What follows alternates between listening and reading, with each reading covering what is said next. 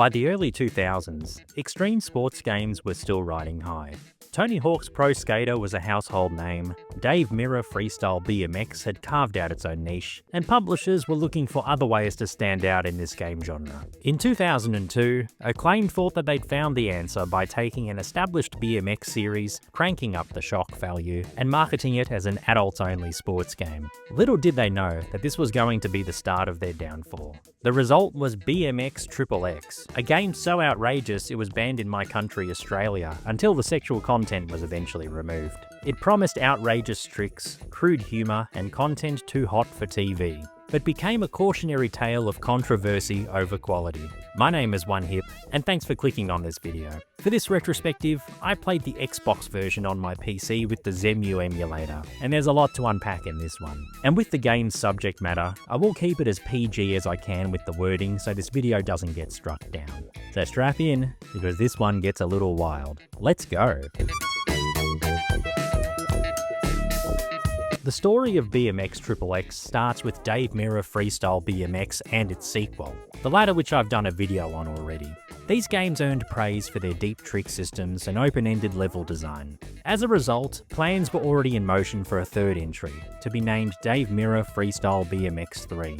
The plan was to include features such as a story, voice acting, and mission-based gameplay, staples of adult-oriented games at the time, like the GTA series. The late Dave Mirra and 16 other professional riders were to return for this installment. According to reports, the shift started with an offhand joke in a meeting about adding exotic dancers. For some reason, Acclaim didn't laugh it off. They doubled down and built the entire game around it. Acclaim believed the extreme sports market was saturated, and to stand out, the game needed an edge. That edge turned out to be adult humour, sexual themes, and topless video clips, censored entirely in the PS2 version. As well as successful adult-oriented games like GTA 3, other media such as TV shows like Jackass and sex comedy films helped influence Acclaim's decision, and the dance club franchise Scores formed a partnership and provided the videos unlocked in the game. They even had their clubs featured in the game's levels. The third installment's title and tone drastically changed, and Dave Mirra Freestyle BMX 3 became Dave Mirra BMX XXX, and later BMX XXX. Dave Mirra Freestyle BMX 3 did eventually release, but it was a Game Boy Advance exclusive and completely devoid of XXX's style. While originally on board with the idea, Mirra himself changed his mind. He pulled his name and likeness, later suing Acclaim for $20 million for using him in promotional material after the change in direction, as well as also claiming that the game damaged his image. The other professional riders would also remove themselves from the game. The lawsuit was settled by both sides without any monetary compensation, but the damage was done. The BMX star wanted nothing to do with the game that replaced him, and it was probably a smart decision. The backlash was so bad that even developers at Z-Axis didn't want their names in the credits, and would use names inspired by people in history as well as fake ones. They also had to redesign a significant amount of content to accommodate this pivot, which added to the understandable tension and frustration. BMX XXX was released across the US, UK, and Europe on the Xbox, PS2, and GameCube over various dates, between November 2002 and February 2003. The game received mixed reviews and became a commercial failure, becoming one of the catalysts for Acclaim's eventual bankruptcy in 2004. While the gameplay and voiceover were praised, there was criticism for the soundtrack, camera, level design, and mission objectives, among other things. And this is stuff that I agree with after playing the game, which I'll touch on throughout the video. BMX XXX is built on the same engine as Aggressive Inline, which I'll be doing a retrospective on next. Flips, spins, manuals, and grinds all return from the Dave Mirra games, and you're still exploring open-ended levels filled with objectives. The levels themselves range from city streets to skate parks to more bizarre environments like construction sites and themed courses. You start off at Mullally Park in the Bronx and help make it better and dog poop free before unlocking more levels. There's 20 challenges in each level, with some of them requiring you to meet with NPCs to obtain, like in Dave Mirra 2.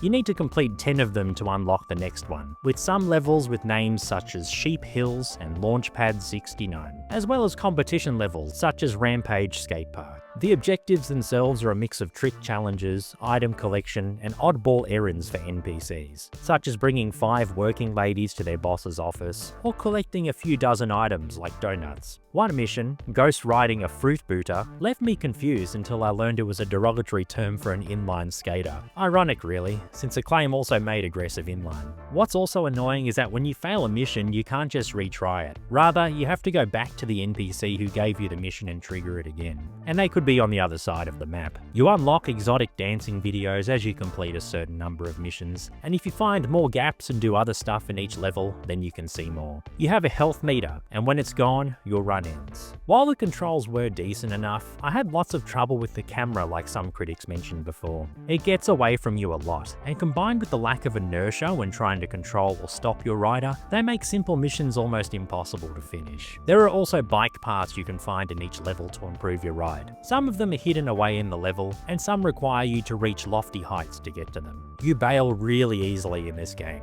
A slightly angled landing and you're done. And the higher you fall from, the more damage you take. You'll be depleting your health bar and starting new runs a lot. One other thing I noticed is that unlike the previous game, in XXX if you exit the level you respawn, which is actually a great addition that I wish was in the previous game, which simply just ended your run when you did it. Overall, I had the most fun, well, as much fun as you can have in a game like this, just riding around finding gaps and hitting high scores. Completing even 5 missions in a level was painful because of all the previously mentioned issues that I faced. The use of profanity is also inconsistent in this game. For example, the subtitles will be censored, but the voiceover won't be. Songs with profanity in the game's soundtrack will be censored as well. I'm of the opinion that if you want to be edgy, then go all in on it. Visually, the game takes a more cartoonish approach than its predecessors, and there's a heavy emphasis on over-the-top animations and slapstick gags. And in my opinion, the game's graphics look terrible, and the level design is inferior to what is offered in Dave Mirra 2. The visual style leans into the immature humour, for better or worse. Performance-wise, the game runs really well, even emulated on my PC, so there's that. If you're enjoying this retrospective so far, thank you so much for still being with me. Be sure to subscribe to the channel to watch other Z-axis retrospectives for games like Dave Mirra Freestyle BMX 2 and the upcoming aggressive inline video, as well as retrospectives for other extreme sports and racing game titles. Anyway, back to it. What struck me when I saw the main menu for the first time was that there's only one single-player mode, Hardcore Tour, the game's career mode. No single session or free ride modes are to be found, which is atypical of extreme sports titles. You can also create your own rider in the rider editor and adjust things you normally would in an extreme sports game, like height, clothing, and chest size. Apparently, if you finish the tour in full, you get to unlock topless options for your female riders, but I didn't want to spend hours on end playing just to do this. There's also a multiplayer mode which I didn't try, but it has modes such as Strip Challenge. Think strip poker, but with BMX tricks. There are also Acclaim extras, including things like movies, cheats, and several trailers for other Acclaim titles, including aggressive inline. You can either select your created rider or one of several fictional male and female ones, including Amish Boy, who was unlockable in Dave Mirra 2, all with very interesting bike model names. You can even edit the riders' outfits. The customization is light compared to other extreme sports games, but the focus here is more on unlocking silly costumes and joke items than on serious performance tweaks. As mentioned earlier, the big feature, at least according to Acclaim's marketing, was the inclusion of real-life exotic dancer footage provided by scores as rewards. The videos become more fleshy as you progress, and honestly, there's much easier ways to find this stuff without having to complete the game, even back in 2002. On PS2, these clips are censored, but on GameCube and Xbox, you see everything above the waist. Apparently Sony were a bit funny about having topless women in their game, and even threatened not to have it published unless the nudity was removed, which Acclaim ended up doing. Microsoft and family-friendly companies like Nintendo didn't mind, however. There's also a licensed soundtrack with punk, hip-hop and rock songs from the 80s all the way to the early 2000s, which fits the game's chaotic tone. You have songs like Basket Case by Green Day, Click Click Boom by Saliva, which is in XXX's opening video, Girls Girls Girls by Motley Crue, and Lap Dance by NERD. And in many ways, the music is one of the strongest parts of the whole package. The Xbox version even lets you add your own songs and custom playlists, which many titles on that platform did. The only thing I didn't like was that the soundtrack would start over for each run, but you can change the song in the options menu like you could in the last game. If the game itself wasn't enough to spark debate, Acclaim's marketing made sure it did. At E3 2002, Dave Mirra BMX XXX was showcased. As part of their aggressive $4 million marketing campaign, Acclaim brought in real exotic dancers to perform at their booth, who were fully clothed to follow event rules, but clearly meant to play into the game's image. The stunt drew huge crowds, but also plenty of complaints from other developers and exhibitors. IGN even awarded the game runner-up in the E3 biggest surprise category, but not for things like gameplay and visuals. In the UK, Acclaim offered £10 to anyone willing to trade in their copy of GTA 3 for the newly named BMX XXX, a cheeky jab at Rockstar's success with adult-themed content. Acclaim also ran ads with taglines like "So hot it was banned in Australia" and "No full frontal nudity yet," leaning into the idea that censorship was part of the game's appeal. Several TV networks refused to air the commercials, which Acclaim then used to fuel more PR about being too hot for TV. It was marketing designed to provoke, and it worked, as the game was in the headlines before it even hit shelves. These tactics may have kept the game in the conversation, but they didn't convince people to buy it. When BMX XXX finally released, the critical response was not great. Reviewers acknowledged that underneath the juvenile humour, the trick system was still solid thanks to its Dave Mirra roots. But the gameplay hadn't evolved much, and the raunchy jokes felt more like a distraction than an enhancement, combined with the other criticisms that I mentioned earlier in the video. Some found the humour funny in a dumb, turn-your-brain-off kind of way. Others thought it was cringeworthy and off-putting, even by early 2000s standards, as well as misogynist and racist by others. Sales of the game were underwhelming, and it became Acclaim's lowest-selling BMX title ever. Some major retailers, like Walmart and Toys R Us, refused to stock the game at all, hurting Acclaim's sales even further.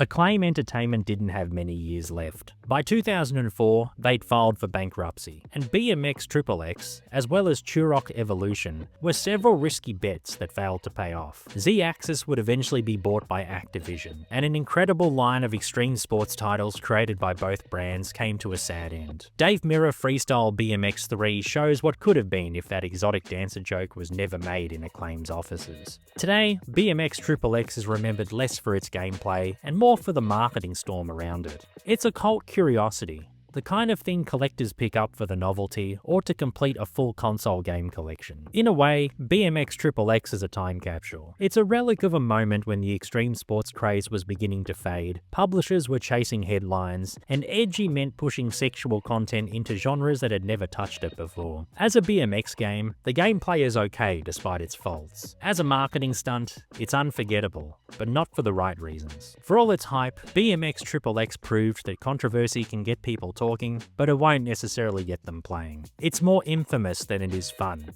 and a reminder that sometimes keeping your core audience happy beats chasing shock value. Thanks for watching. What are your memories of BMX XXX? Besides aggressive inline, are there any other Z-Axis games you want to see videos for? Let me know in the comments. If you enjoyed this one, please give it a like and subscribe for more videos like this. You can also support the channel further with channel memberships and my Ko-fi page. Links are in the description. However, just you watching this helps me very much. My name is OneHip, and you have a good one. Bye!